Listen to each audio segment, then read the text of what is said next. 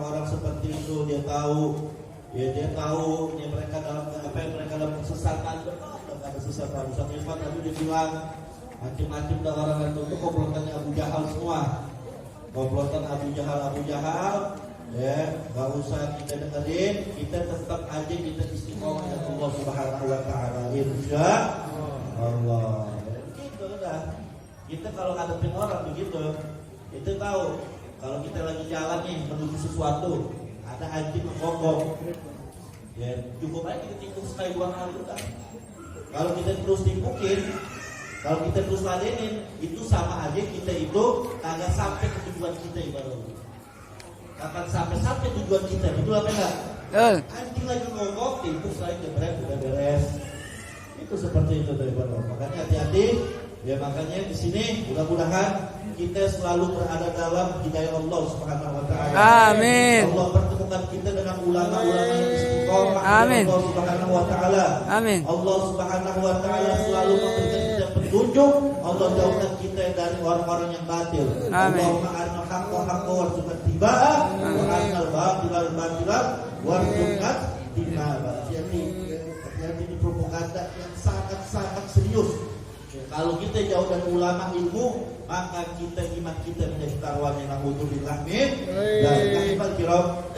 Sebelum saya tutup 2 menit.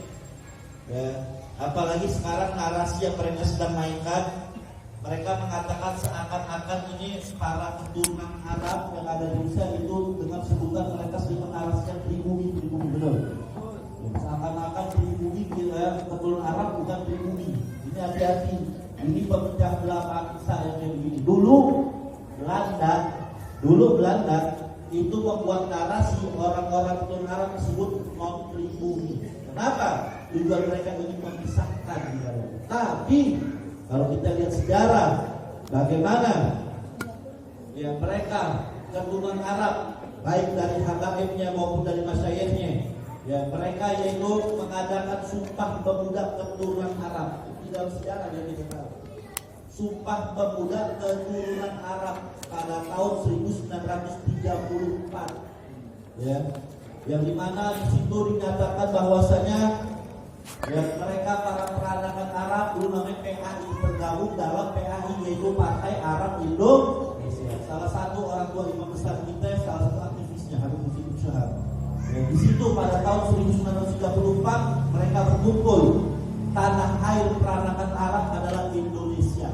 Yang kedua, peranakan Arab harus meninggalkan kehidupan menyendiri, harus berbaur dengan yang lain. Karena kenapa? Dulu zaman Belanda memisahkan orang Arab di sana, orang asli sini di sana, ini dipisahkan di bawah.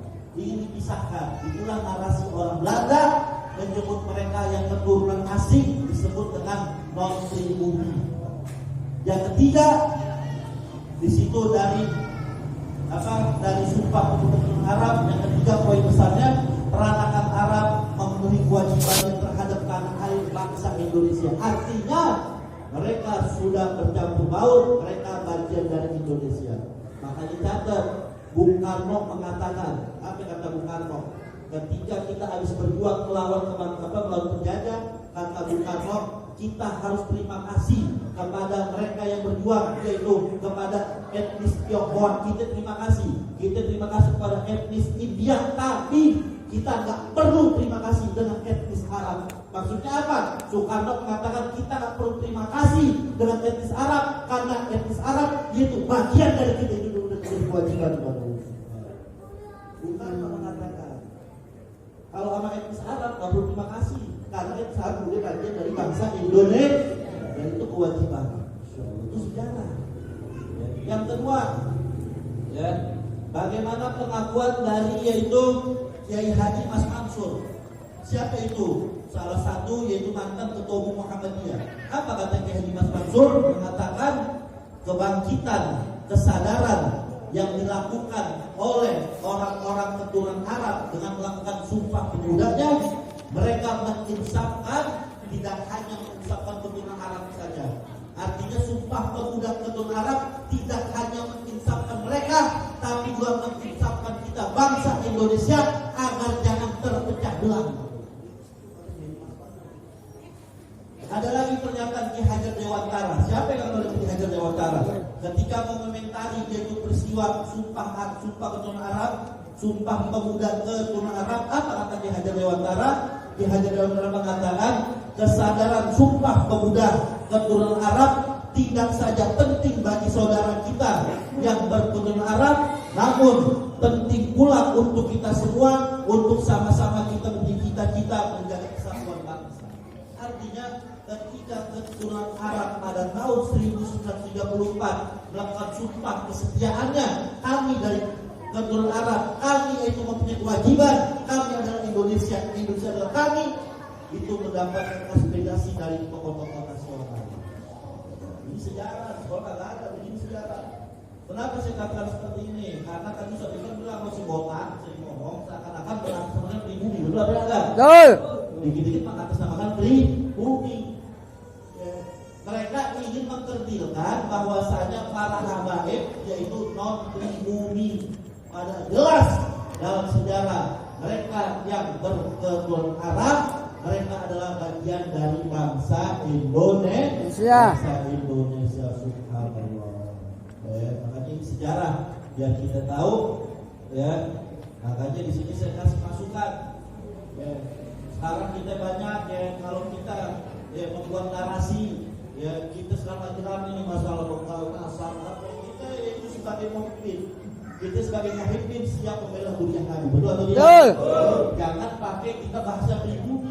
Seakan-akan pada bahasa pribumi, seakan-akan mereka mau seakan-akan ada pribumi, ada non pribumi. Ya, kami para pemimpin, ya, kami para pemimpin kepada Allah. Karena kenapa? Yang mereka mau tidak lain yang dilakukan mengontak-ontakan sebagaimana Belanda dulu mengontak-ontakan bangsa Indonesia, menjauhkan mereka dari keturunan Arab dan orang-orang Indonesia tanah air waktunya. Ya bahwasanya intinya ini hati-hati. Ya, masalah kita nggak cuma masalah pegangan nasab dan sebagainya aja, tapi masalah kita ini yaitu masalah opini yang sangat besar. Kelihatannya sepele bahasanya, mengatasnamakan pribumi dengan tujuan mereka ingin menganggap para habaib itu bukan pribumi bangsa Indonesia. Mudah-mudahan insyaallah Allah berikan kemenangan kita. Amin. Allah berikan kemenangan kita, amin ya rabbal alamin. Itu saja. Mudah-mudahan bermanfaat dan kemudian assalamualaikum warahmatullahi wabarakatuh. Waalaikumsalam. Terima kasih kepada guru kita Fadilatul Sayyid Al-Habib Idrus bin Ali Al-Habsyi, yang mudah-mudahan bermanfaat dunia dan akhirat. Sebelum kita tutup daripada pengajian ini, kita minta kepada yang baru pulang dari tanah suci Mekah Al-Mukarramah, itu Ustaz Alwi, untuk bisa menutup doa dan juga langsung ditutup dengan ya Rabbana Tarafna. Dan juga ada beberapa guru yang lain yang juga saat ini masih ada di Mekah Al-Mukarramah. Ada diantaranya itu Kiai Haji Syahid Dauran, masih ada di Mekah. Dan juga Ayah Diding, alhamdulillah Diding sudah pulang. Kapan giliran kita? Ini saya kasih tips nih. Ini masjid tempat mulia bukan? Jawab yang kompak, ini masjid tempat mulia bukan? Mulia. Menuntut ilmu mulia enggak? Mulia. Kita membahagiakan guru dengan hadir di majlisnya mulia tidak? Mulia. Tadi nanti begitu kita baca sholawat, kita baca tunda, itu kemuliaan yang berlipat-lipat ganda. Begitu ngecek, ada kesempatan kita untuk infak sedekah, pasang niatnya. Ya Rabbal Masyarakat Haruni, Ya Rabb Syarif Nabi Ru'yati Sayyidina. Ya Allah, sampaikan aku untuk berziarah ke makam Nabi-Mu, sampaikan aku berziarah ke hadapan Ka'bah, dan juga izinkan aku untuk bisa berjumpa dengan Nabi Muhammad SAW. Allah SWT.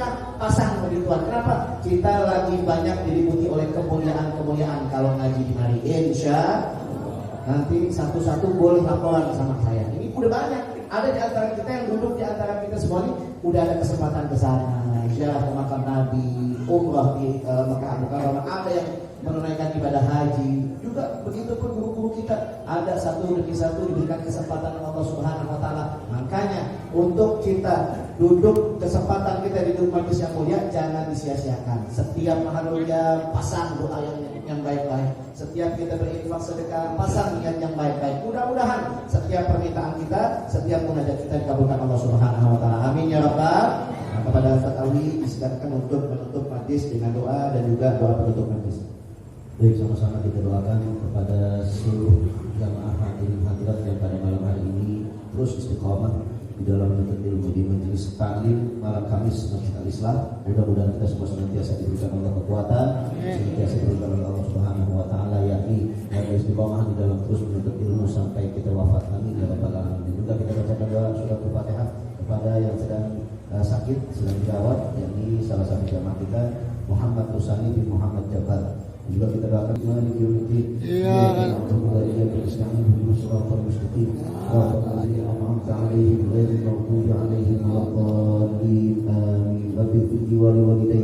wal muslimin amin ya rabbana ta'ala ya